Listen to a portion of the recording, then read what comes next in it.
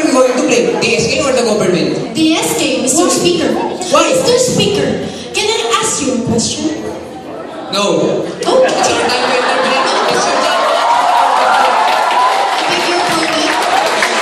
I beg your pardon. Excuse me. I beg your pardon. Since you said that the government is the one who appointed the SK for its functions and duties.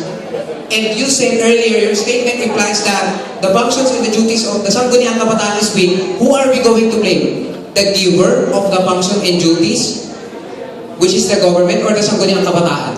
Who is already the statement of those functions and duties that they are going Mr. Speaker, do you know who worked at the Sangguniang Kabataan? No! You have to answer my question first. That was the question, Mr. Speaker.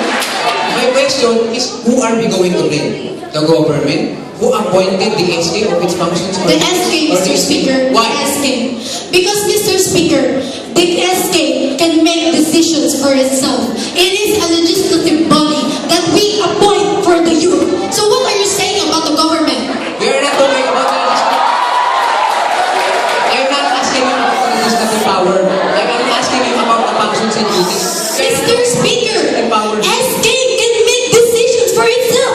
Then are you saying you're already questioning the functions of the SK? What I am trying to point out, Mrs. Speaker, is that the functions and the duties of the SK, not their legislative capacities, not their legislative power. Mr. Speaker, that is the power of SK. They can make decisions for themselves. What are you saying? They are independent to the government? Then what is the purpose of SK then? Let us make this clear. The functions of the Sangguniang Kabataan and the duties of the Sangguniang Kabataan are weak. You said that? No, I didn't say that. But I didn't say it directly. But Mr. Speaker, that is the purpose of SK, if I am not mistaken. They can make decisions for themselves. That's why they create projects, clean and clean, like that, like this. And then why you're saying that you're questioning the SK itself? If they can create projects, then what are these controversies that they are not capable of handling office? Because Mr. Speaker, it's their decisions. It's their decisions. Now, can you, Mr. Speaker, make a decision for SK? It's their decision, but who appointed the age? The SK or the government? Mr. Speaker, don't you think that everything that is happening is because the SK demanded it so? Mr. Speaker,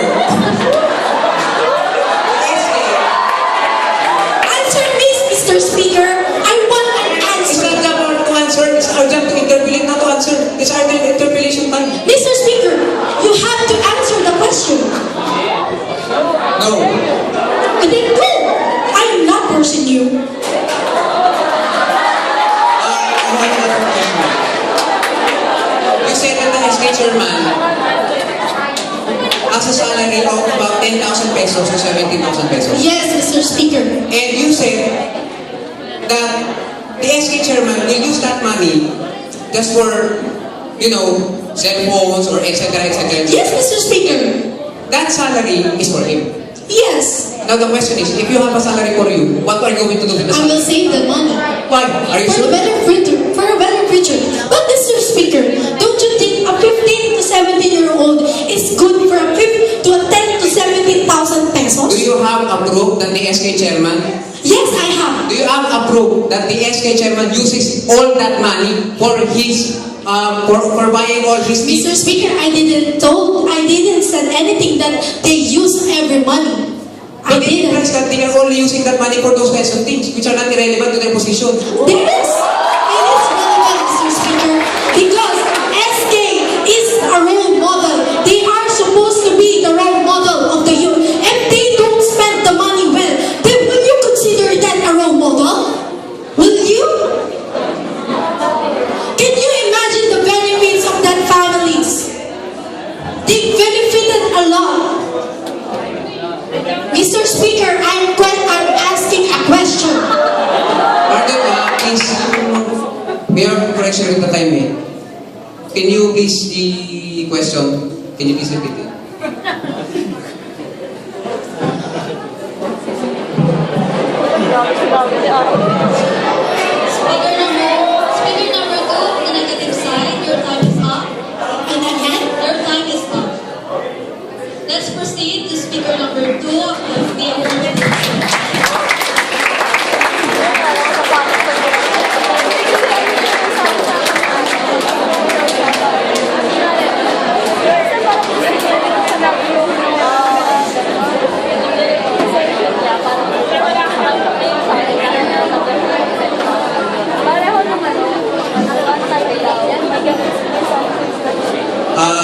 morning, ladies and gentlemen.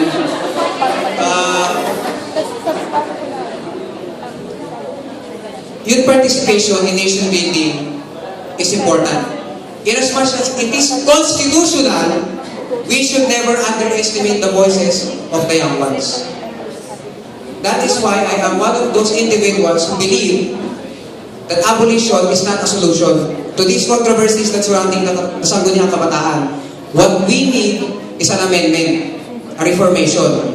They should have a training in becoming future leaders and having an experience to serve the community and get involved. And getting involved is the best way to get this done. The Sangguniang Kabataan is a good venue to put their potential, skills, and talents to good use. Instead of wasting their time indulging themselves in vices such as drug addiction, they can make themselves more productive individuals. There are advantages in making the youth involved in nation building. They build social skills, they build teamwork, they develop their sense of responsibility, they also develop their public speaking, critical thinking skills, and job readiness skills. With all this in mind, ladies and gentlemen, we have a confidence that the Sangguniang Kabataan, when properly implemented and utilized, will be very beneficial to our community. As our national hero, Dr. Jose Rizal said, ang kabataan, ang pag-asa ng bayan.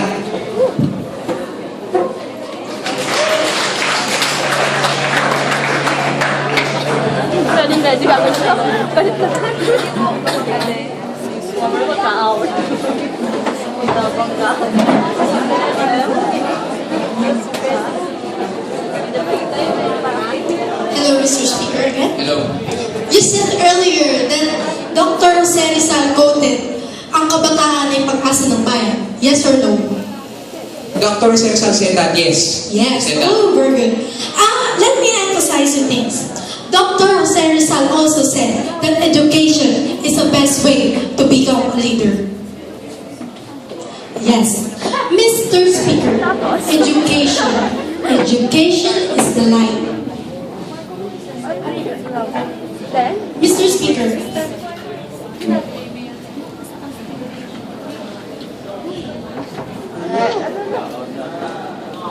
Walang tanong. Mr. Speaker, can I ask you a question? Is only in SK you can learn leadership?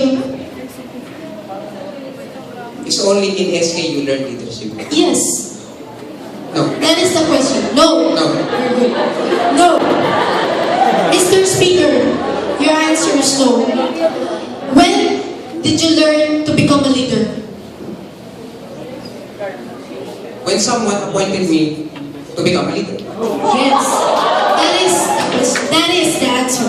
So, Mr. Speaker, why is there a need of an SK if we can learn to become a leader in our own little ways? So that's the different question. This is constitutional. SK is constitutional, Mr. Speaker. Mr. Speaker, We're not talking Mr. Speaker. about being a leader. We are talking about the Constitution. The SK is constitutional and it is appointed by our Constitution. Yes, We are I not know, talking about Mr. Speaker. different ways of I being a know, leader. Mr. Speaker. I'm only asking for a yes or no. I'm only asking for that. Mr. Speaker, you said that the youth can do their vital role using the SK. I tell you this, Mr. Speaker, that the youth can do their vital role without SK. They can do that. Would you agree with me? Yes or no? No. Why? Will you agree with me that success... No. No. Yes, I will not agree with your proposition.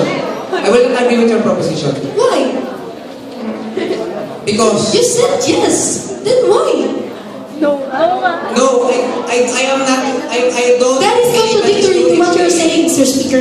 You're already contradicting everything. Ate. No, why am I contradicting? Prove to me that I'm contradicting what I am saying. Mr. Speaker, you're raising your voice. It means you're guilty. No. Prove to me psychological concept that will prove to me that if you raise your voice, you're already contradicting what you are saying. You must formulate your logic first before you form your conclusion.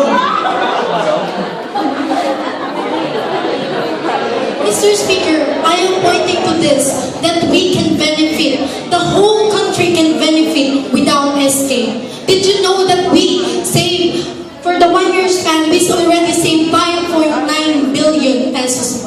Do you know that? Come again? We have saved already 5.9 billion without SK for the October 13 up to now. That's a lot of money. Yes, that's a lot of money for unscrupulous individuals who are going to use that money for their demonic desires and purposes. Mr. Speaker, how can you say that it was used in corruption when I told you earlier that the money became the salary of the four street sweeper and the 5 barangay tanners? Hi. Okay, I would like to interrupt first. You said that SK is constitutional, right? Okay. How come SK officer ages 16 to 18